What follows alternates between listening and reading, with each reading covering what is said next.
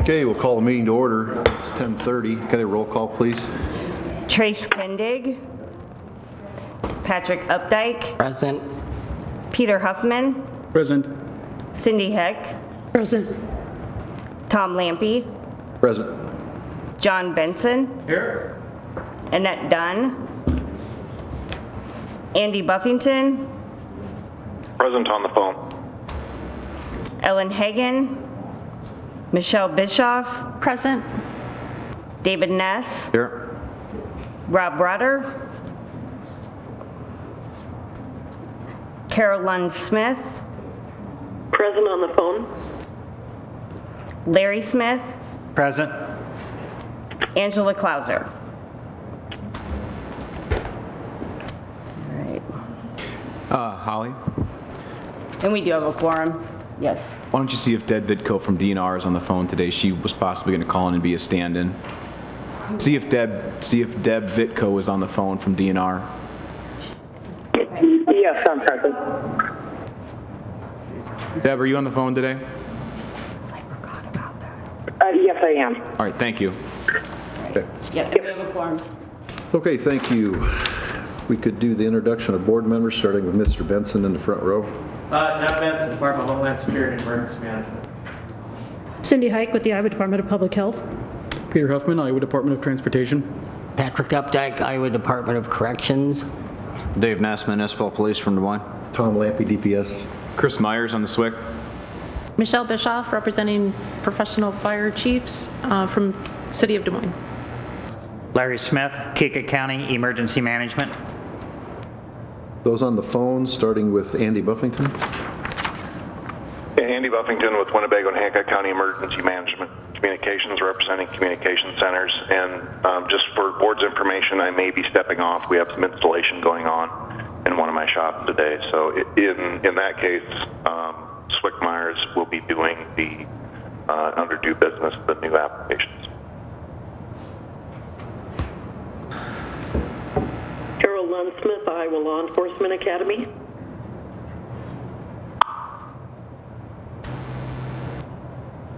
Deb Vitko, Iowa DNR, sitting in for Trace Kendig, or new bureau chief.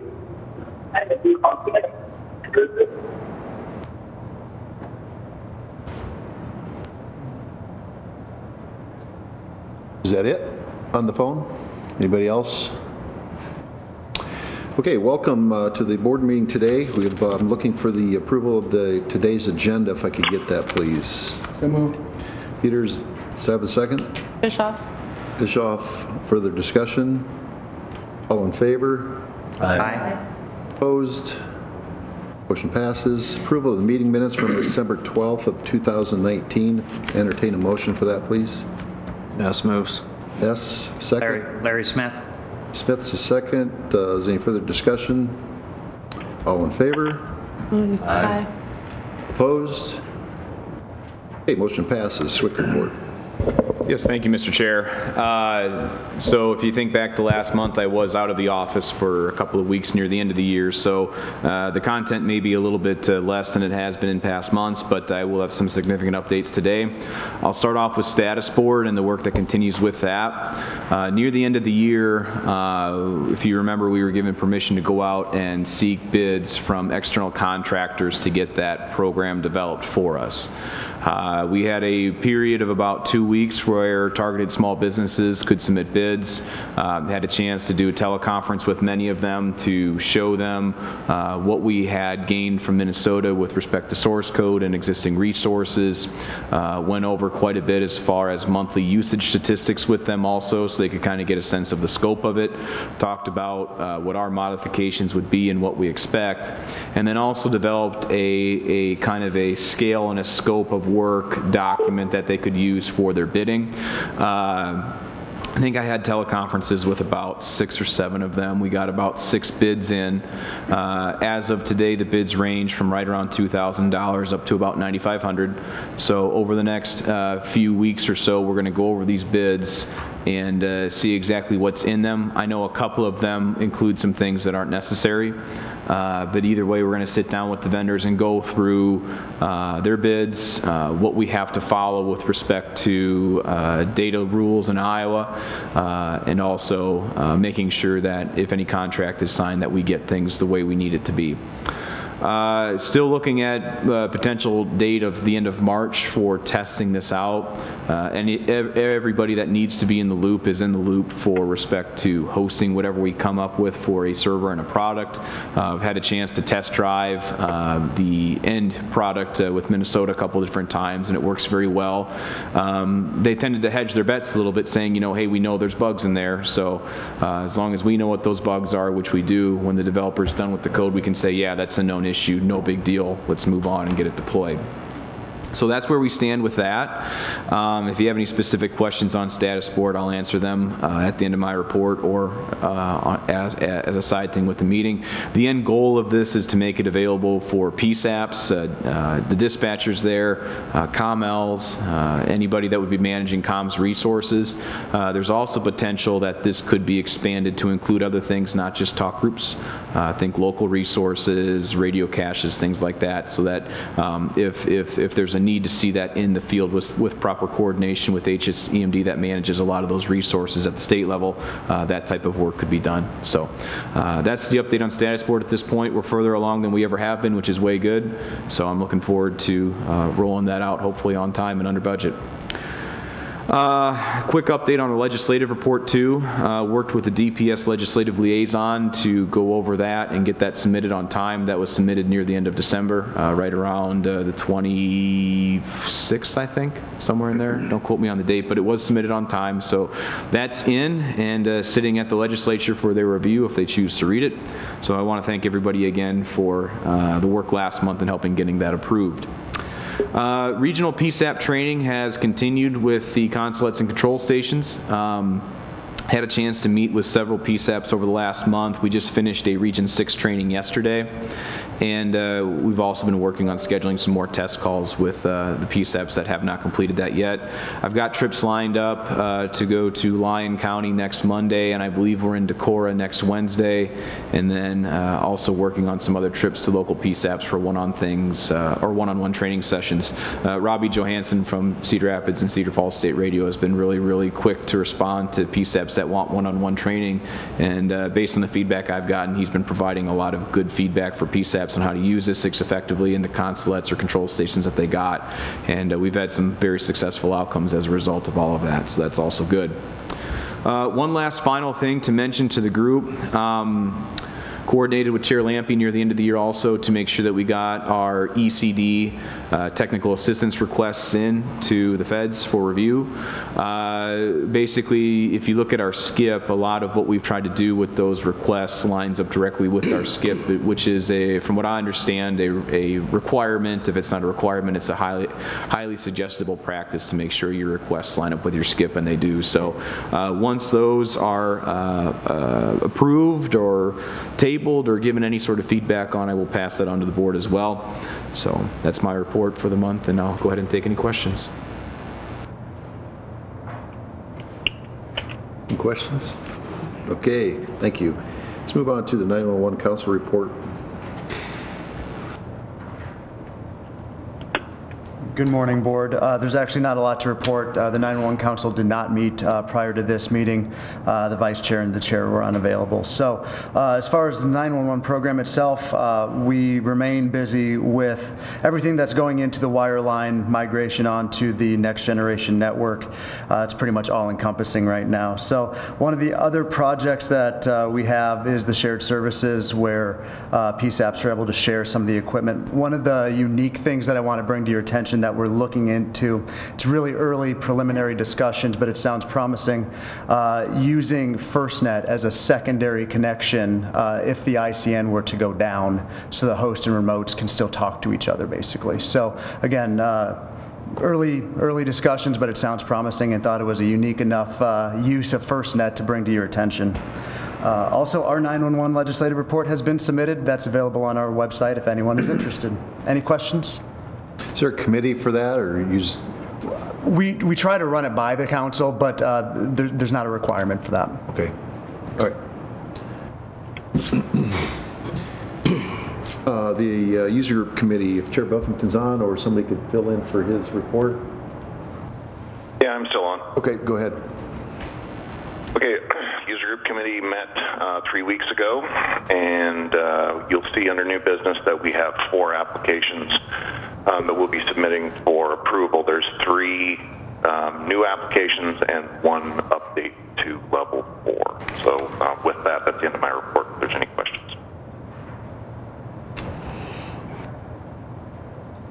All right, move on to finance. I think Chris is handling the details. So Ellen's not available today, so I have the financial report right here. Monthly expenditures during December for the Interoperable and Broadband Communications Fund were $12,050. The December ending balance was $155,011. Monthly expenditures during December for Isicsb 2.0 were $17,361. Of that amount, $13,889 were federal expenditures. The remaining federal amount available from the Isicsb 2.0 grant is $372,405. One other thing to make note of is the Finance Committee had no issues with the potential travel to Boulder this coming month for some board members to see the FirstNet Operations Center that we're aware of. With that being said, does the board have any questions regarding our financial position? How many are going? I think, are 4 going to Boulder, Holly? Yeah, 4 are going. Okay. And what was it? Do you remember the approximate cost? Did we fill out a travel thing? The approximate cost, if I remember right, is going to be $3,000 or less. And that's Isicsb money? Yep, Isicsb. Okay. All right. Governance.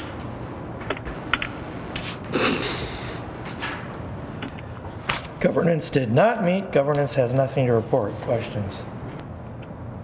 Fastest ever. Thank you. Operations, Chair Bissoff. Yeah, operations did not meet since our last meeting either. We meet next week, and we fell the week of Christmas, so we didn't meet. Yeah, that's kind of a slow, slow time. Outreach, do we have anything to report since Sean is not here? I have nothing. I know the newsletter went out. Other than that, I think a lot of it will be kind of trying to focus more on organizing the future outreach sessions for RICS 3, 4, and 1. For the FirstNet and Isicsb Consulate Control Station training. Those are the high priority items right now at this point. Can you give us a brief on yesterday? Yeah, so yesterday at the outreach session, the day started off with a training and background information on the control stations and consulates that we gave out to PSAPs. Robbie Johansson from Cedar Rapids State Radio and myself led that. I kind of covered the basics of the Isicsb network, what it is, what it can do, what it won't do, what it was designed for, and kind of talked about the overarching goal of the board. Robbie came in then and talked in depth about what to do with the network, the concepts and theories behind patching, how to use each talk group, the regionals and the statewides, how to call neighboring PSAPs, how to get in touch with the State Patrol, how to do all sorts of things. Basically, it was a soup to nuts overview of Isicsb in an interoperable sense. We also answered a lot of questions, and I think we probably dispelled a few myths about the network as well. So that was the morning session. Right after lunch, there was a brief interoperability update for the state of Iowa with respect to the board. I led that, and I gave an overview of what the board's working on at this point. Talked a little bit about FirstNet and various policies and procedures that are coming from the board, and also mentioned to them that there's room for their participation as well. I stressed to them that our MO has been to take feedback from users all across the state of Isicsb and FirstNet, and if there's any ideas that they have for policy or standards development, that'll be listened to and taken into account. And then after that, Kyle Richardson, our FirstNet liaison to FirstNet Authority, gave a presentation, as well as David Barnett from AT&T FirstNet talked about jumping on the network, gave a map of the network as it stands today and where it may go tomorrow. And then at the end, we had a final Q&A session, and then after that, we adjourned. Was it in Hiawatha? It was in Hiawatha. It was at the Kirkwood Community Learning Center, right off Collins Road. And do we have the next one scheduled? We have the next one. We're working on the report, which will be after next week with 2. Yeah, so Holly, we have one scheduled in Decorah next week. That was a follow-up to Region 2. Region 2, if you look at it on the map, it's expansive west to east. Covers about 3/4 of the northern border of Iowa, and the request was put in to have another regional session up in Decorah to kind of cover the ones in the northeastern part of the state that couldn't make the first one. So that's next week, and logistics are being lined up for Regions 3 and 4. Okay. You might as well continue because Sean's not here, so you go ahead into the training. Training report, last month we moved our meeting to December 20th because our meeting was going to fall on Christmas Eve. And as the training committee, there was an update given about some basic stuff with training for the network. But the meat of the meeting was basically to look at the recommendations from the ad hoc ComU committee that reviewed 2 task books. One for INTD and one for ComT. They reviewed the applications for Tom Rice for ComT and Rick Mortensen for INTD. Both were recommended for credentialing to the board, and both are under new business today. There's also a brief overview given on the TA submissions for 2020. And as that status becomes known on those requests, we will pass them back. Thinking offhand, I believe those requests were for another ComL, ComT. We're requesting an encryption TA and ComX, and also SOP, SOG developmental TA. All right. Technology, chair update. Thanks. Technology met on the 26th of December and the 7th of January. Most of what was accomplished was on the 7th, but we're still talking about the LMR LTE convergence. And so because it appears that it's such a broad subject, we're first looking at how you can potentially connect a radio into an LTE circuit by whatever means that may be. We're also looking at applications that can be used just for the LTE side of it.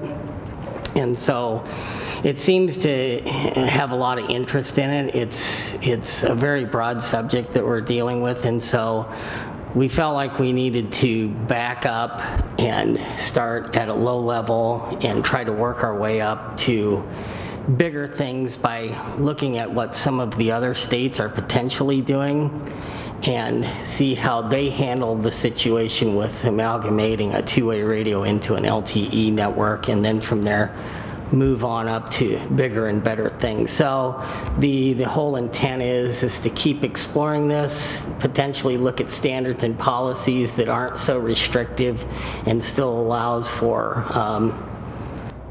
the lack of better words, some sort of experimentation, you know, when it comes to putting these 2 systems together, and anything way beyond that in the future. So we'll keep plugging away on this, and you'll hear more as we keep moving forward. Isn't there, Harris I know, and I know Motorola does, don't they use Wi-Fi now with their Wi-Fi on the radio that connects to the Wi-Fi and then goes to the network? Would that be considered tapping into an LTE network? It's potential. There's potential for it. Okay. So we're kind of starting down in the basement and working our way up to the upper floors of this. So. Patrick, if I may add, one thing that came up during that meeting is that with radio over IP, which includes LTE, basically you take an LTE gateway and tie a donor radio to it, there is some potential for technological failures, mischief, things like that with that. So that's something that was discussed at the technology committee also, and I think the overarching theme was we want to kind of protect the end users of both sides of it, but we also want to make sure that they have enough room to be creative with how they're implementing any type of solutions. Right. I know we use it for over the air, so we program the radios to recognize the Wi-Fi at the posts, and then that radio will grab that Wi-Fi, and then we can dump low tap pretty quickly versus over the network. So I don't know that we've tried going through push to talk through yet. But Yeah. that's I'm kind sure. of what I was getting at. Yeah. We'll be going down that path. Okay, good. FirstNet broadband, Chair Bischoff, do you have anything for us? I do not. We have not met. Okay. Isn't it next week? Yeah. Yep, it's just how the calendar fell. Yeah, a lot of our meetings are on the 3rd and 4th weeks of the month. We'll be anxious to hear your trip and how Yes. that, take lots of pictures, or maybe they won't let you. Yeah, we'll take pictures where we can and lots of notes. All right. Leah Committee.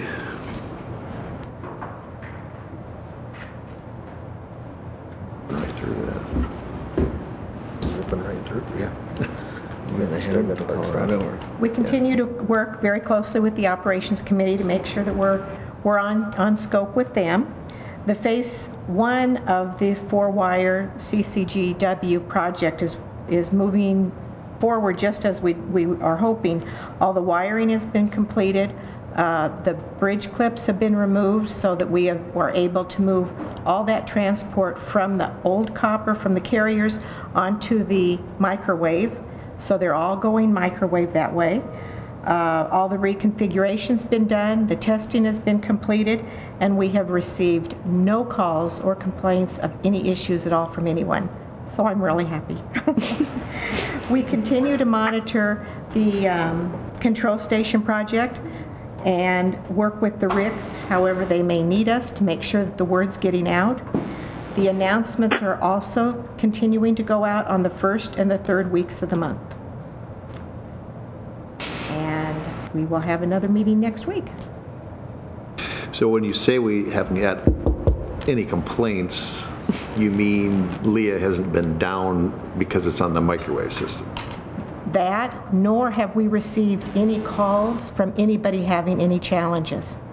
Okay. So we have not received anything from anybody saying there's any problem at all. Okay. We will in about an hour, no.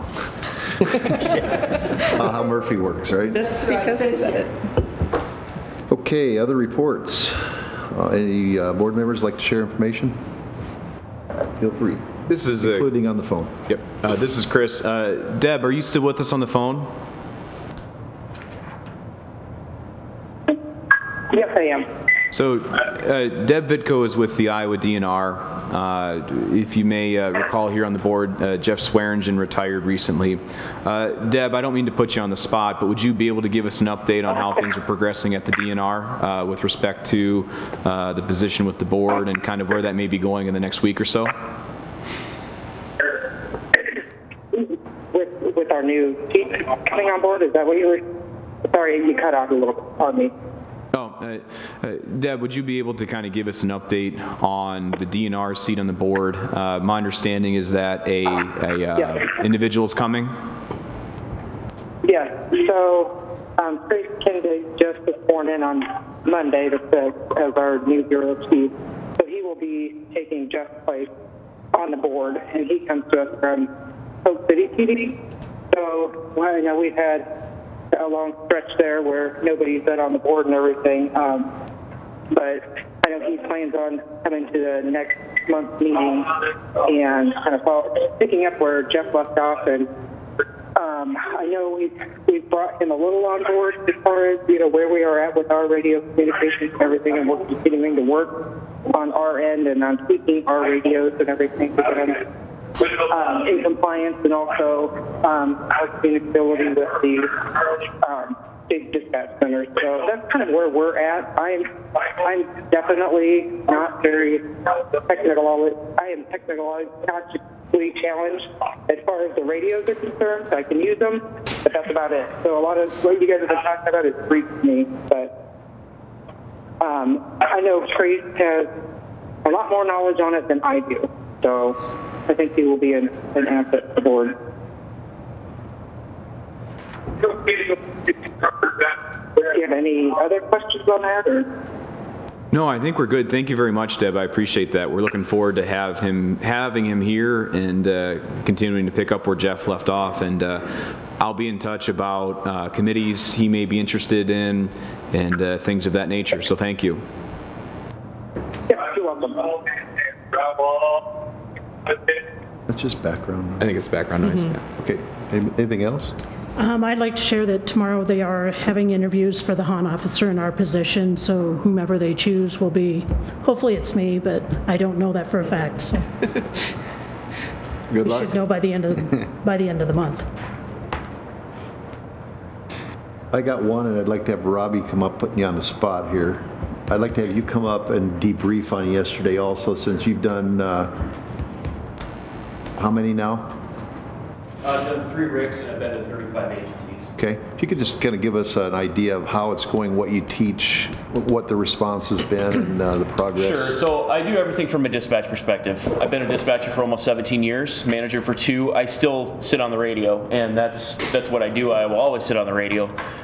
So really trying to focus on getting to that level that dispatchers understand, because anybody that sat on a panel knows that it's a lifestyle, knows that it is a completely different ballgame than any other type of public service, because you're looking after everybody. We have our own lingo. So trying to, I don't want to say dumb it down, because some of the dispatchers I've met are the most smartest people I've ever met. So really just speaking their language. The first thing is you look at the entire fleet map.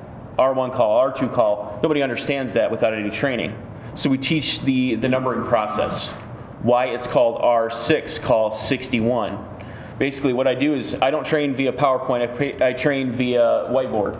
And I write everything out being R call 1. And then we break it down with the redundancy built in by the board for the numbering system. So if you're in region 1, it's R1, and then call, and then you put the region in and the channel number. So it's call 11, okay? And then you just, like you're turning a police radio, your first click to the right is TAC 12. We talk about the TAC talk groups and how emergent events start at the top with the first click of the radio at TAC 12 or TAC 52, whatever region you're in, and planned events start at the bottom.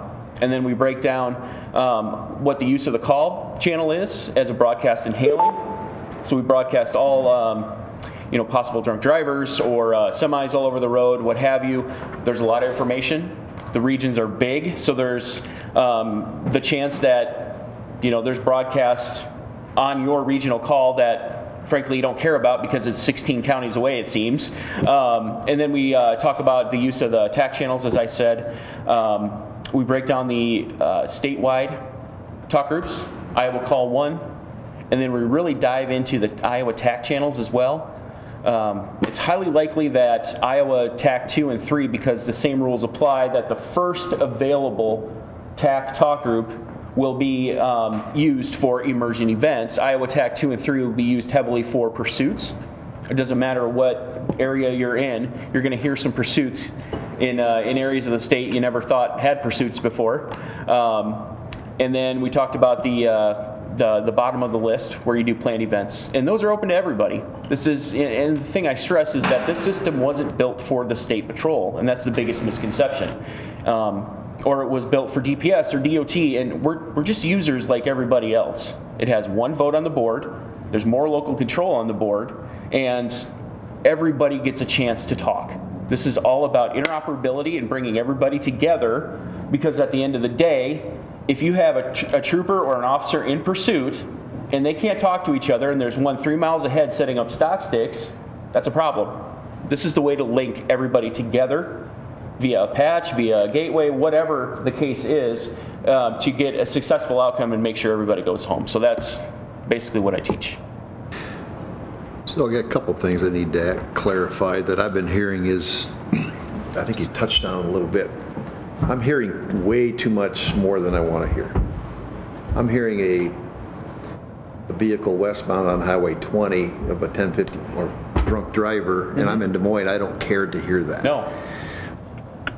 Is there any way, and maybe Melvin can answer this, how do we necessarily shrink it down so we don't? Is that even possible, or have you been hearing those complaints? Oh, I hear them all the time. From what we heard from Aaliyah Bubble before, yeah, based on range, yeah, right? Now it's like this. It is. And then what's happening is, I think, is some PSAPs are turning it down. Oh, right? Absolutely. And then we got to call on the cell phone to say, hey, we're having a pursuit going on. Oh, we turned it down because we didn't want to hear all that stuff. So I think eventually we're going to have to look and weave through that, how to maybe restructure that. And I know we built it off regions of Homeland Security because everybody knew that. We got to start somewhere. And that's where we started. So now that we're hearing this feedback, it may be possible to restructure that a little bit, and so we can eliminate some of that. Well, yeah, I mean, you think about it, Grundy County, Region 1, the very northeast part of Region 1. Okay.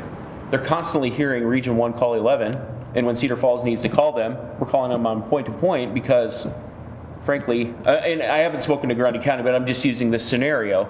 I know in Region 6, you've got Waterloo, you got Iowa City, you got Davenport. It's a big area. That's a busy area, especially with the 80 and 380 project in Johnson County. Now, Blackhawk County is using Region 6 Call 61 a lot, and Rick Mortensen can attest to it, but so is JCOM, now that they're live. Scott County is actually broadcasting some of their calls for service because they know troopers are in the area and troopers can scan the call channel. So there's a lot of traffic that, frankly, like you said, and as I tell other people, you don't care about. So is there an overabundance of traffic? I don't think so, because everything is case by case, whether it be a call for service or it be a broadcast on anything like that. The only time I can see it really bogged down is a windy day and we get all those semis that are empty blowing all over the road and everybody thinks they're drunk, right? So have they been busy? Have the call channels been busy? Yeah, they have. Has anybody ever not received service because of that? I have not heard anything like that. However, a restructuring, from my perspective, this is just my perspective as a dispatcher, would be fruitful. The operations committee is also aware of these comments of, I'm hearing things I don't need to hear, it gets turned down, we have to use alternative methods, like has been stated. And we're working with the SWIC to have reports of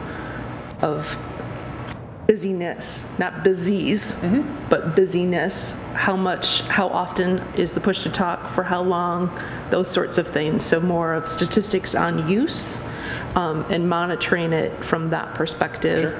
And there's been, I think I know we're all aware, been some conversation as to what best serves the interoperable needs of the state. Is it our current model? Is it some different model?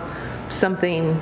I think it's all on the table, but we want to look at it very pragmatically because we know when we make changes, it will be very impactful now that the system is live. It will constitute having to reprogram all the radios, and that's not something we want to enter into lightly or regularly. Making lots of changes. Sure, and I think becomes cost prohibitive. A lot of user feedback, meaning from the dispatch level, right, would be certainly valuable. Not only, not from the state, but this is for locals too. Yep. And I can't stress that enough. And I hope that the majority of those pooled are from the cities and counties because they know who they deal with the most. Right. They know where the traffic comes from the most. So hearing that traffic would probably be more helpful than someone if Andy's still on the phone, in Garner, hearing Clayton County's reckless driver. That's halfway across the state. Yep. You see what I'm saying? Absolutely. So go ahead. And we definitely want the perspective of the communication center because at the end of the day, they're the ones listening. Absolutely. So whatever gets devised needs to be manageable from their perspective. And I know on the operations committee, we are very cognizant. In fact, most of the regular members that attend represent communication centers. One of the biggest things that I've heard, especially from border agencies that border two different regions like Poweshiek County, Blackhawk County, really that border Region 1, Region 6, and Region 2 is, okay, if this is a replacement for LEA, we had service on LEA before for reckless drivers or interop. Okay, they're not hearing it because they have one consulate. A lot of these counties have one control station or consulate. They're not hearing this because they're being told to park on the call channel, which they should. You see what I'm saying? And it's not being rebroadcast in their area. That's one of the biggest concerns. And in a busy corridor like Blackhawk County with 218, Highway 20, 380. And 380, that would certainly be, something to bring up in the discussion. Yep. I understand there has to be a border somewhere, you know what I mean? Whether it's more square, so they're not bordering multiple You know, have one like Blackhawk County, Region 1's to the west, Region 6 to the south and east, Region 2 to the north. So there's a lot of ways to do this, and I'll just expound a little bit on what Michelle was talking about. Now that we have Genesis and GenWatch live, we can pull those usage statistics and we can actually put hard numbers to it, and then we can use those numbers to help guide us. It may be more of an issue to completely divvy up the regions, both with respect to tactical and call talk groups, as opposed to just trying to figure out if there's a different way to segment it out. But we've got the data to back up any decisions that we may need to make, so cool. I'll just add that to it. Okay. One more thing, if you don't mind, Mr. Chair, is reference pursuits. And one of the things and scenarios that come up is, okay, what if we have a multi-jurisdictional pursuit that goes several different counties deep? The first thing that officers and agencies need to realize is that normally on your VHF or whatever, you're going to eventually lose service, right? You're going to go out of your radio coverage area. So what do you do? And one of the at least temporary solutions is have that field unit switch to VLAW and have the agency in which jurisdiction they're in patch it to the statewide TAC talk group. Okay, like Iowa TAC 2 or Iowa TAC 3, whatever channel or talk group the pursuit is being called on. That's something that seems like a lot of work, even though it's a couple of clicks on a mouse on a radio screen, but it's something that I think, as far as training goes, can be more heavily pushed because there will be those scenarios. Yep. And I'll add to that, Robbie, if I may. Minnesota's gotten really good at that handoff with a conventional resource like VLAW 31, handing it off from PSAP to PSAP, because eventually you're going to run out of range of that base station at the PSAP also. So they've gotten very good with the process and handing that patch off from PSAP to PSAP. So we, in terms of what you're referencing there, we do have some guidance to look towards for that as well. Okay. So, two quick things, and then I'll let you go. We're still patching into Leah's with the new regions, right? Correct. If there's a reckless driver broadcast, if there's an agency that is not currently live on Isicsb, we do, as far as state radio is concerned, it's our protocol to also multi-select, it's called multi-select or simulcast, onto the regional call as well as the appropriate Leah. Okay. And do you have just one quick success story on the patching and with multiple agencies? We've had a pursuit like every other week here in the last month. It seems like it. Go ahead. The snow event that we have in Black. If you want to come up and talk about it, go ahead. All right, sure. Sure.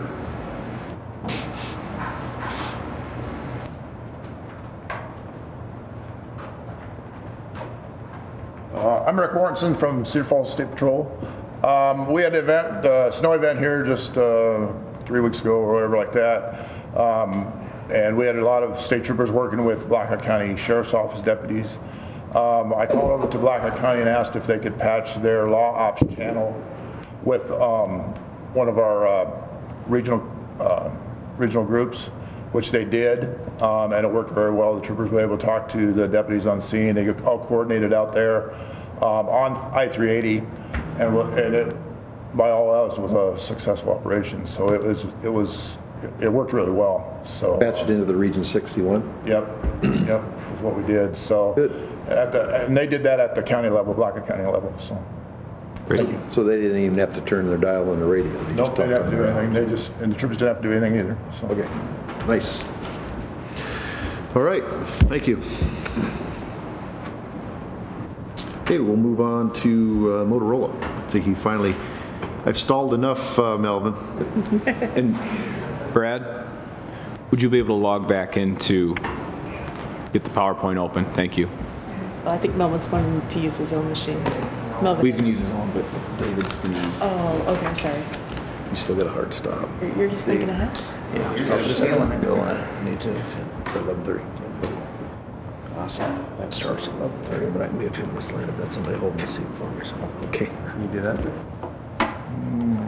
Yeah, I don't know.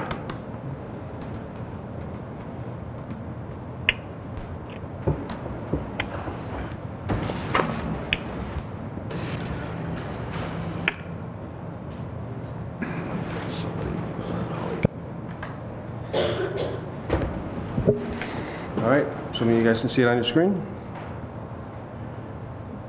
All right. So this is a follow-up from last year, last December. And as far as the Harding site is concerned, we're still waiting for the agreement so we can proceed. Other than that, we've done as much as we can do. We just need the agreement to be finalized so we can do our piece. But as before, the site is operational. The site has been secured, it's fenced, it's running.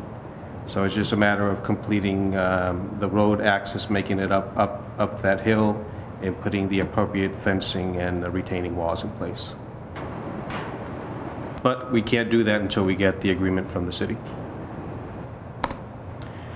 Rock Rapids construction has been, this is the last site in the system. As we did last year, at the last board meeting in December, the foundations had been completed, the electrical had been completed, the shelter and generator had been installed. We're waiting for the batteries to be delivered. We have a delivery date of beginning of February. As soon as we get those batteries, we will deliver them to the site and install them.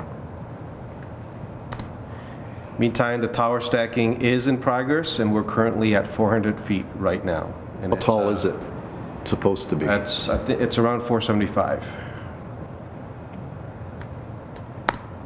So as you approach the site, that's what it looks like. We call it the Twin Towers. So you see your legacy tower on the left and the new tower on the right.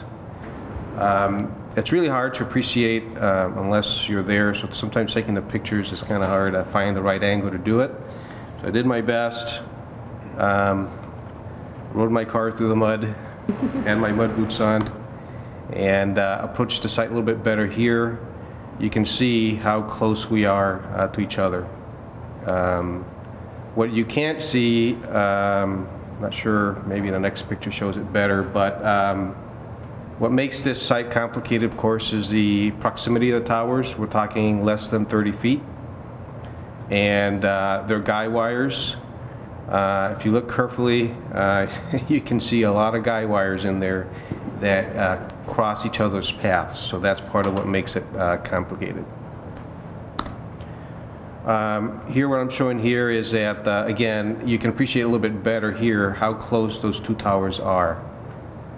After climbing through the snow and the mud, that was the best picture I can take. Our tower is actually significantly stronger. It's the solid rod construction. The existing tower is, it looks like the angled iron. So we built it for a capacity expansion, so it's definitely a much better structure. So when it's time to tear that tower down, again, we got to do it very carefully because we got the guy wires to worry about. Let me see if my cursor shows up. There you go. So again, you see all the guy wires that crisscross here, and then you see all the ones here in the background. Again, all of these guy wires path, they cross each other's paths. So again, it's really hard to see here. It's actually easier to see on the computer screen, but needless to say that it's going to be a complicated task. And we've actually, even though it seemed like it's taken forever, you saw that the foundations went in pretty quick. The weather's been cooperating pretty nicely, and we've been huffing and puffing to get that tower up as soon as possible. So we got crews on standby. We did slow down during the last 2 weeks of the year, but even through New Year's week, we had folks on site working as well, and the weekends as well. So the plan is to complete that. We have 3 more segments to hoist up, and if everything goes well, we should be done by this weekend. And then the next phase is to start installing the antennas.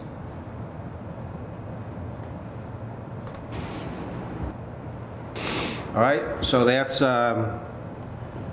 it's hard to appreciate the complexity of that one unless you're there.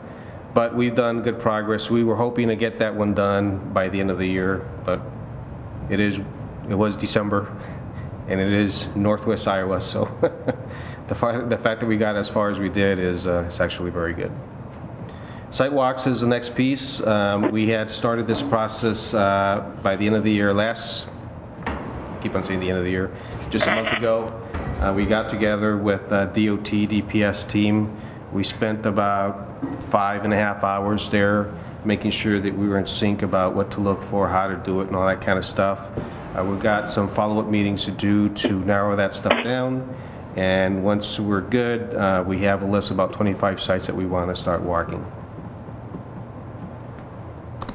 Other than that, we did complete the functional ATP. That was at the time we had the board meeting on December. That was a Thursday, so we were expecting to have that completed by that Friday, which we did. And the next piece is delivered audio quality coverage testing. Again, we completed that. So in December, we're looking at this map where we had retested all of the counties that were in orange, and the pink ones in the middle, we held back because of some other activities in the middle of the state. And that was to be completed that week of the board meeting. So we completed all of those. So right now, that map looks like this, as far as DAQ testing is concerned. So what remains is the Lyon and Sioux counties up north, because we want to wait until the Rock Rapids site is up in the air. The end of this month, the week of January 27, we're going to have a team down here. We're going to be preparing for the coverage testing up in those 2 counties. So what we're going to do is, in order to prepare and train them, we're going to return to Fremont and try to capture the tiles that we couldn't capture last time around because of the floods down there. So that would be about a week worth of work down there, and if everything goes well up north, then we should flow into February and start doing the coverage testing up there.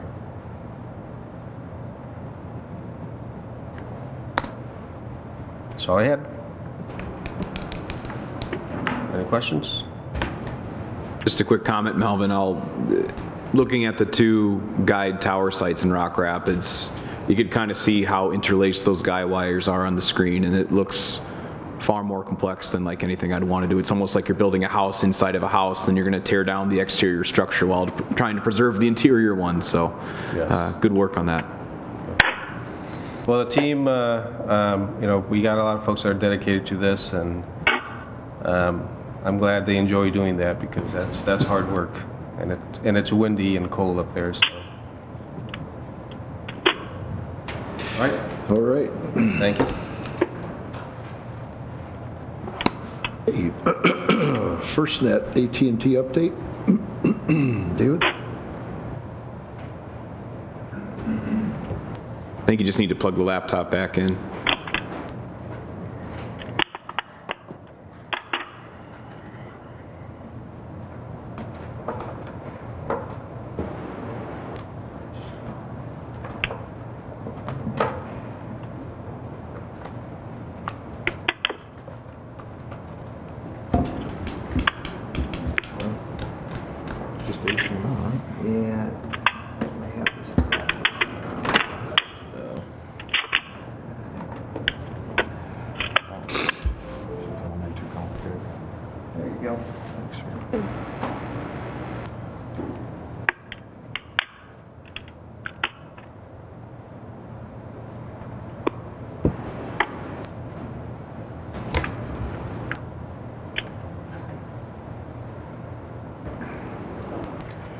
Good morning, Board. Good morning. So for the month of December 2019, 29 new sites went online. Nice thing is multiple counties, or excuse me, multiple towers were done in some counties. That brings the total to 169 new towers that have been built since FirstNet came into conception in Iowa. 108 of those towers were put up in 2019. And again, this year we'll be concentrating mainly on the southwest portion of the state, which is pretty barren right now. Be some fill-ins the rest of the state, but the main build will be concentrating in the southwest corner. But again, very, very pleased at the progress that we did, especially for the month of December when a lot of people are taking off for the holidays. To put up 29 new towers is actually pretty incredible. I felt yesterday the Region 6 meeting went very well with the presentation from myself and from Kyle Richardson from FirstNet Authority. We had some great questions and back and forth discussion with the people that were in attendance. So looking forward to working with some of the agencies that were present at that meeting that are wanting to pursue FirstNet. Does anyone have any questions? Okay, thank you.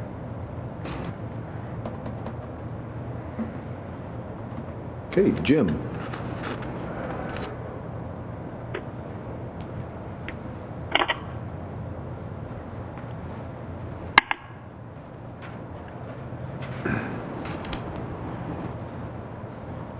Good morning, Chair Lampe and the board. I apologize, I haven't been able to attend several of your meetings with having picked up 5 additional states to support in the last half of 2019. I want to congratulate you on getting the SCIP plan actually approved and documented as part of the 2019 closeout.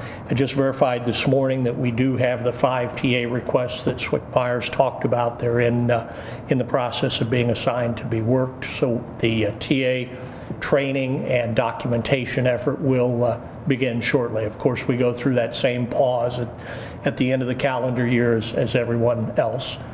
Anticipate probably doing scoping calls on the first of those within a couple of weeks, so we'll be doing some activity along that line. Chris confirmed for me the Incident Tactical Dispatch course in Carrollton is January 24th through the 28th? 7th. Okay, 24th through the 27th? The 27th through the 30th, okay, sorry. All right. You can tell I have a lot of TA on my mind with 9 states to remember right now, so that will be coming up soon. I'll make it up to at least the first day of that class and then be in California for the Southwest Border Working Group the remainder of that week. Messaging from DHS, you've probably heard quite a bit about the Iran geopolitical challenges. If I can offer you anything related to cyber, and you all know this, I constantly talk about the impact about malicious URLs and email being the primary threat vector. The terms phishing, smishing, and spear phishing, responding to an SMS text that you didn't request, new threat that is heightened over the last couple of weeks. And every day we're seeing quite a significant number of vulnerabilities disclosed. In the last couple of days, Citrix, Mozilla, Juniper, SharePoint vulnerabilities are being heightened.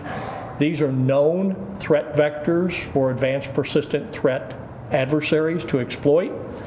The best I can offer you is to be vigilant, be suspicious, and every email ought to start with, did you ask for this or do you know this sender, before you do anything with the content. So we don't have any clear indications of compromise other than some public-facing websites and some local government where we're assisting right now. But the key is vigilance, backups, and probably suspicion. If you didn't ask for that message or you don't know that sender, you might want to think twice about even opening the email right now. Any questions for me? So if you get a text, if you text back, who is this, is it a problem, or if it's just the link on the text? Link in the text. However, there are people smishing to identify, is this Tom Lampe? And if you answer, the question may be, why did they have your personal number? Yeah. So I use an anonymizer for that. I actually have 3 different numbers and use an anonymizer to reach back. But the key is smishing is the new way to try to get you to primarily to click on a link. But if they're phishing to identify your personal cell phone number, you've just verified it by doing that. Okay. I'll often call somebody back since my cell is blocked and say, were you trying to reach me? Yeah. But a lot of this is just simply looking for credentials, looking for an opportunity to be an annoyance. Jim, I have a question for you. Sir. On the topic of backups, is there any guidance that's available for backups as far as when to back up, how to back up? Should that backup be on the same server as your primary stuff, physically separate, testing backups to make sure you can work off them? I will tell you, based on some recent incident responses, we've learned back to IT 101 about the importance of having a backup. It's also incredibly inexpensive to have a backup on standalone media. Standalone media, meaning that little encrypted hard drive that'll hold 1 terabyte or 5 of data, because in some of the ransomware incidents, backups or images that were stored on agency servers were also encrypted. It's very difficult to recover that unless you're able to get the ransomware key, which is uncommon. So the thing I would offer that if you haven't done a backup on an external media that is not connected to your network, in other words, either something that's off net or can be physically stored elsewhere, and if you have not tried doing a restore of a critical workstation or a critical network, might be a good test. We don't actually get deeply into the who, how, when, et cetera, Chris, but the key is lessons learned inform us that don't count on an external service provider to do exactly what you say that you want them to do. We always talk about trust but verify. And we've learned some circumstances where people thought they had a viable restoration image. It was stored right there for the convenience of the agency to restore from. Once that image is compromised by ransomware, you don't have anything to restore. Thanks. Yes, sir. Okay, Swick-Myers, you got the next two. Standards Working Group. Yep. So the Standards Working Group did not meet this month. We're still waiting for some feedback on a couple of standards. One's in the AG's office right now for feedback. And the meeting was scheduled to land on Christmas, so they did not meet this month. So there was kind of a holding pattern anyways, so we did not meet. Okay. Control Station. So the control station update kind of covered a lot of this in previous sections within the agenda. As of today, there are 16 remaining test calls that have to be completed. Otherwise, most of those test calls are just contingent upon things getting installed within the PSAPs themselves. So the vendors have been pretty busy trying to get all that lined up. We have another test call lined up for the week of January 20th. I think it's on the 22nd. That schedule has been sent out, and I will let the board know of those results. So we're kind of getting down to onesies and twosies with those test calls. So submitted our quarterly report to HSCMD for that grant as well. So that's the update I have. I'll take any questions. All right. Move on to, we have no old business. We'll jump right into new business, and that is the new Isicsb user approval with Chair Buffington. Did he happen to remain on the line? Yeah, I'm still on the line. Okay, go ahead.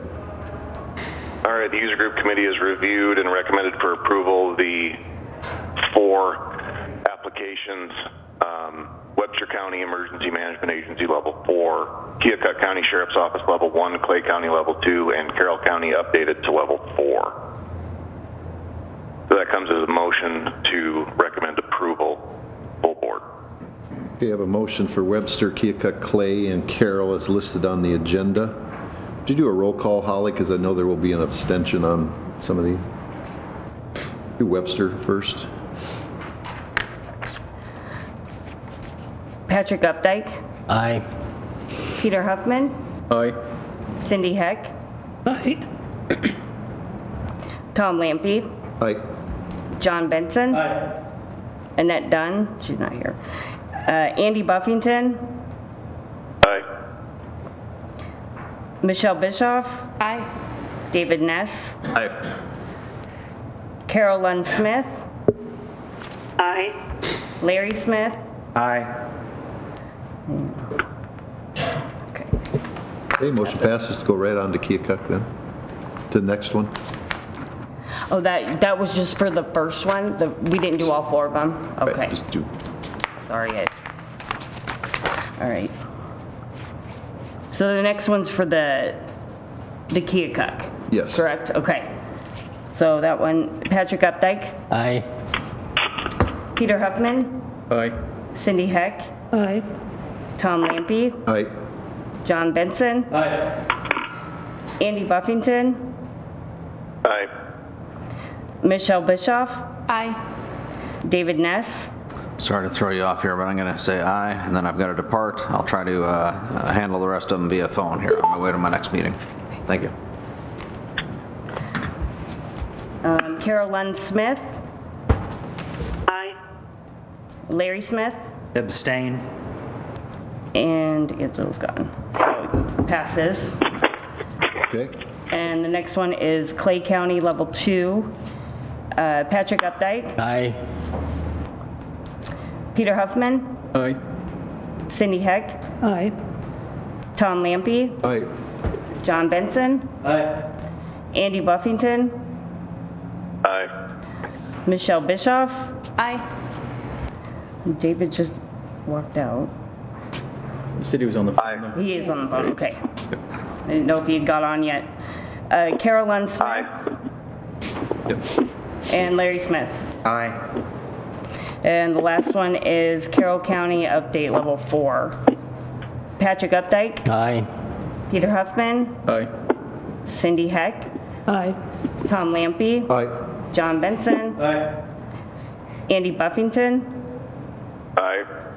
Michelle Bischoff. Aye. David Ness. Aye. Carol Lund Smith.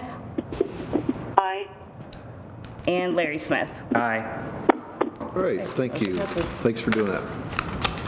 Move on to INTD credentialing with Mr. Mortensen would come up and give him an award here, or a certificate.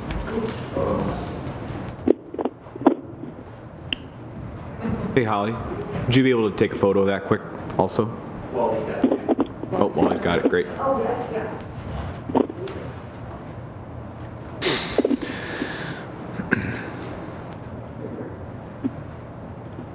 This is a certificate of recognition.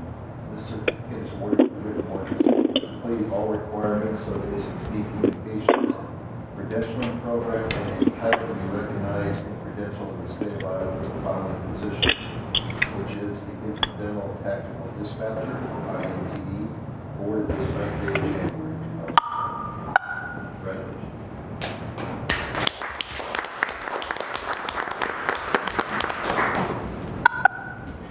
One more.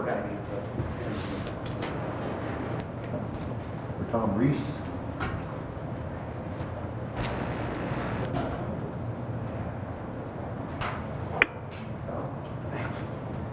This is a certificate of recognition awarded to Tom Reese for completing all requirements of this Communications credentialing program and entitled to be recognized and credentialed in the state of Iowa for the following position: communication technician, so it's a ComT, awarded this 9th day, January 2001.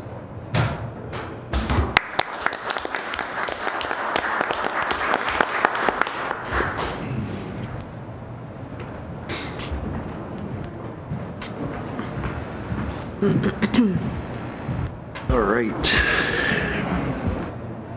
Okay, we'll move on to a CAD interoperability committee formation.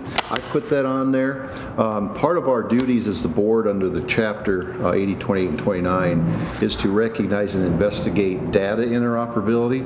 So I think it's important for this board as part of our duties to meet that obligation, and I think we could meet that easily, and with interoperability being of the utmost importance with data, would be to form a CAD committee which would include sharing information between CAD systems in Iowa to investigate how we do that. There's a lot of stuff out there that is now working quite well to extract databases for information that officers on the street can use, first responders, emergency management, officer safety wise. I think it's a very powerful tool that anyone could use just for information with the world we live in, and on what you need to be aware of when you scan a driver's license or do a query on an individual, what that individual has been involved with that would affect officer safety. But the job of that committee would be to do just that, to find a vendor that would be suitable to, that would be able to extract information from other CADs, to have one CAD that would conceivably be hosted in the cloud So any agency could to query the cloud. So that would be the part of that committee's duties. We'll assign, the members will be forthcoming on how we're going to do that. We'll list out and post on the website the interest, where you can submit if you want to be on that committee, and there'll be a definition of what your duties will be when you join the committee, and if there's any deadlines on what job needs to be done. Is there any input I can get from the board on that? Will it be a subcommittee of an existing committee, or is this a new committee? I formed it a study group, because really we got committees that are standing committees, so it's probably going to be a branch off of operations and technology input also. So those two things, and eventually finance I'll probably get involved, since if we do have some costs, if there's an RFP that needs to go out, or for a state contract issue or what. So I think I see all of those three, but I think we could probably have the operations committee come forward with the recommendation or the results of it, but the other two committees be involved with the information to work together on coming up with a solution, if any. And I'll work with Chris and Holly, and we'll get information piped out with an exact format of what that committee will be charged with in their duties. Okay, anything else? I guess I would request that there be someone who is leading that committee. Sure. That attends the ops meetings. Sure. That, because we're getting to the point where it's unreasonable to have Jason and I attend other meetings. Right. We need to have other people attend our meeting. Sure. We need to go the other way. So we should have a chair and a vice chair, right? Yeah. And that'd be a requirement. And then one of those individuals be reporting back to ops. So that'll be part of the listed under duties of what's required to do. Just as we formulate this, that there's reporting lines kind of established. That'd be wonderful. The second one, the last one, is shared systems study group formation. A while back, we received a letter from the Sheriff's Association requesting that the board take a look at the ISSI again. And I didn't really get a response from any of the board members as to how to address that. So what I think I'll do is, in order to keep it alive and to make sure that we do our due diligence here and keep abreast of it, and I know Chris has done a lot of national work on it and briefs us a lot, but I think it's worth forming a group to study not only that, but anything else related to how these two systems talk to each other. It doesn't limit it to that solution. It could be, I think it also needs to be, and Holly, if you could get that slide pulled up, I'll just kind of go through the slide. Brad, could you help us out? It's something on the bottom back row in again, please. Yeah, it's on there. Thank you, Brad. Thank you, Holly. I'm really testing you, Holly. Yeah, this is not my thing, you know that. Got to get out of your comfort zone. You know this.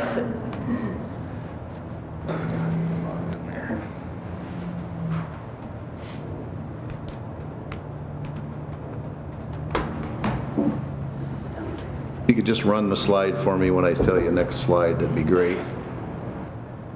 Start slideshow.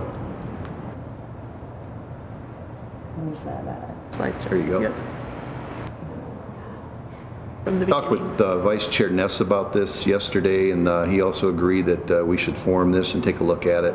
Just as an ongoing thing that we need to be vigilant in making sure that we've exhausted all our efforts and anything we can do to make everything better here with the platform. So we named it the Shared Systems Study Group, communicating between P25 systems with technology. So the next slide. So the purpose of the committee is to revisit, one of the things is to revisit the ISSI technology. That could also include CSSI technology. That could also include control station technology, which we're currently using today. Define what the use and need is for. Why do we need this? Why don't we need this? Why should we do this? Why shouldn't we do this? And to bring forward all aspects of the ISSI, and there is quite a few of those based on our national attendance at the P25 TIA meetings. There is a ton of information, and we want to make sure we're very thorough when we go through that, and that would include revisiting and looking at the former study we did 2 years ago. That would be included in the report to the board on if there's anything that was in that old report that is now new and updated that has changed. And includes the user benefits. What does it benefit the users? Does it benefit everyone? All that kind of thing. Go ahead. The study group members will be there will be 15. There'll be a level 1 current user of the system with 3 members consisting of fire, EMS, police, and we could also include emergency management in on that. They're an important user. Level 3 or a 4 user, which is 3 members, same thing, fire, EMS, and police. Control station user from a large agency, control station user from a small agency, a VHF user, 3 members from those entities also, including emergency management, a Harris system user, a Sarah group member, 1 member or 2, doesn't matter. Isicsb system administrator, since the NOC is responsible for, and the board's responsible for the maintenance and maintaining the network at the NOC, 1 member there, and of course the SWIC and the deputy SWIC. Go on to the next one. Oh, minimum objectives here. What we're going to, the minimum thing that they need to look at is this committee is the cost, not only the startup cost, but the annual cost. What support staff is required to maintain this and to manage it? Is there any FTEs required? Is the TIA standard research, which standards apply to what they want the ISSI to do for us? And the National ISSI Focus Group that is already in place, that has many members that have done a lot of research. We need to make sure we contact them and their findings. Side-by-side comparisons, which statewide system uses ISSI in the country with a local subsystem and how that works and all the pitfalls and positives and negatives from that. Define the purpose of the ISSI for Iowa. What is the real need and purpose? That we clearly defined. We'd like to see use cases that ISSI technology works and will work for Iowa, a minimum of 3 examples of that if we could get that done. Technical considerations, that means researching with both companies of what is needed on both sides of the technology.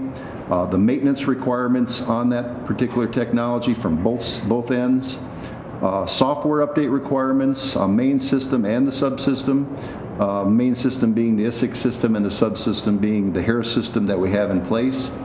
Legal requirements, do we have to worry about contracts, MOAs, RFPs, cost sharing amongst the 2 different systems.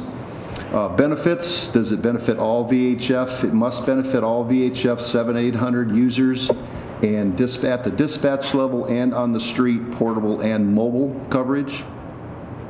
Education and training requirements, if any, if there is that going to be a cost to the Interoperability Board to maintain that training. Policy development will be included. Identification of best practices of ISSI technology, and that is an important one. There's already a document that I listed on the board documents this month on the website that identifies the best practices of ISSI that's already in there. I think there's a volume 2 coming out. Yes, yes. It wanted to state that there is a volume 2 version of that coming out. The first one was just kind of the document that listed what type of meetings you would need to have to try to get something like this off the ground and what that would entail. The second and more robust document that's coming talks about the technological applications of it, how to work through any potential technological barriers, what's needed for that, and there's some hard realities in that document as well on some of the stuff also. So that volume is not ready for publishment just yet. It's currently in the final approval stages of the Joint SAFECOM and NICSWIC Joint Tech Policy Committee at the national level. I'm co-chair of that group, so that is a document that we would have access to. Good. The next slide is the foreign system, which would be the Harris system. The foreign system must provide all interconnect circuits and maintain all circuits and associated costs. That came right straight out of the best practices volume 1. I don't know if it's still in volume 2, but I'm pretty sure it probably will be. The foreign system must have a compliant software version to interconnect to the home system. And what that means is we have to both be the same. We can't have one not different than the other, which would cause issues amongst the two. The foreign system must be phase 2 TDMA, which is what we are today, TDMA. Next. Foreign system and home system administrators will develop a technical operations working group that will develop the following. And this is straight out of the best practices also at the national level, is what the findings of when you attempt to look at an ISSI. Defining the quantity of users you intend to use and that will access the ISSI. You need to define radio IDs and users that will access it. Define and deconflict IP addresses, schemes of system and user equipment. Define and agree rules to the use of the ISSI. That would be part of our job. Define the foreign system site adjacency information for loading into foreign systems core. That's a lot of stuff that most of us probably don't understand, but it's pretty important when you're talking talk groups between different sites. Both agencies or entities or systems have to agree to use advanced encryption standards 256 only, define and agree to P25 standards, which we've been talking at great length with Chris and at the national level to be included in the system. Those are very important. And all parties will agree on the P25 ISSI standards to be tested and utilized. And once again, this is not coming from me. This is coming straight out of the best practices who did, I don't know how long that study took place, but these are all the findings that they came up with that needs to be considered when looking into this technology. It's multiple years of work with that focus group, going all the way back to 2015, I believe. All parties will agree to a common nomenclature for purposes of implementing the And this is this stuff that needs to be looked at and checked off on the box for the committee's work. Next. So I think this is the last slide. So finally, as a kind of a recap, it's a governance issue too. We'll have to develop new policy and protocol, and then they'll have to be identified which ones based on best practices in the country. The operations committee is heavily affected. They'll be involved. John Benson's governance committee will be involved on the policy aspect. I'm sure the finance committee will be heavily involved in the cost, and eventually the board will either approve or get an update of whether how we should proceed, or if just as an information only thing. And Mr. Chair, if I may add, I would say the user group committee will be heavily involved with this also, since it involves the user. It involves access to Isicsb, and there's some nuances with that it would be good to include the user group committee also. So this is going to touch almost every committee we have, including technology also. Okay. That was going to be my add. It seems like technology. I didn't get a chance to talk to Patrick ahead of the meeting, but it seemed like they needed to be included as an oversight, and early on, or involved in the committee itself. Exactly. You bet. That'd be. Yeah. Not to give you more work, but. So what we'll do is we'll post this also on the website under, along with the CAD committee, for users to join. And I'm going to turn this. Dave and I agreed we should turn this. We're going to turn this over to the SWIC and the deputy SWIC, and they can reach out and put out the interest letter of who wants to be on it with the requirements of what entity, and let it go from there on who the members should be. The exact, and there's a deadline of what we're doing here is we're revisiting the board study like we've been asked to do, and I think it's important that we do that. The study group reports the operations on final assessment. I think I've covered that to the board, and the deadline to have something in our hands for either information or what we want to do from there on is July 1st of 2020. That can change, but we have to have some type of a deadline, or we'll let it linger for longer than it needs to be and have people's time wasted any longer than it needs to. I have a question in regards to what constitutes the deadline. Is the deadline? I guess what's the work product to be delivered? Is it to the operations committee or to the board? To the board. Okay, so then the operations committee, the committee's work would need to be done prior to give operations enough time to vet and. Correct. I don't know what July 1st falls on. Yeah, I'm not sure either, but I get the. Yeah, Sunday for all I know. But I get the about a 6-month window is what's being. Right. Yeah, the objective is, hey, we looked at it a couple of years ago, and we chose to use that funding instead and use it for control stations. However, I think it's time. It's been 2 years. We'll look at it again and see how we can make it better. If any, I'm all about making it better. You should all be about making it better for interoperability for the people on the street and talking on the radio. If it does, we'll look at it and make recommendations. If it stays status quo that we don't, we don't. It's totally up to you, but we are going to look at it. So with this study group too, I'm assuming the concept of looking at the ISSI, CSSI, and control stations would be all on the table about yes, pros, cons of each one's, effective ways to manage that. Okay. Exactly. That's why it's not labeled just ISSI study group. It's shared systems. There's lots of ways to do this. And there's lots of ways not to do this. There's lots of expensive ways to do it, and there's other ways that are cheaper to do it. So that's the focus of the group. And I think it's well worth our time. More questions? All right, public comment. If anybody would like to approach the podium, we're open to you. Go right ahead, Jason.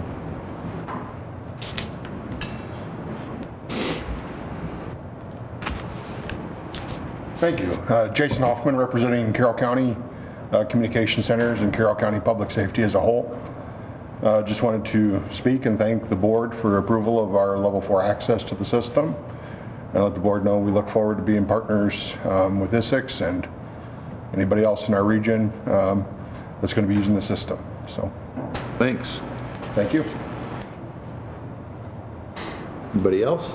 Anybody on the phone? Public comment. All right, I need a motion for adjournment. So moved. Okay, Peter. Bishop will second. All right, we're adjourned. Thank you.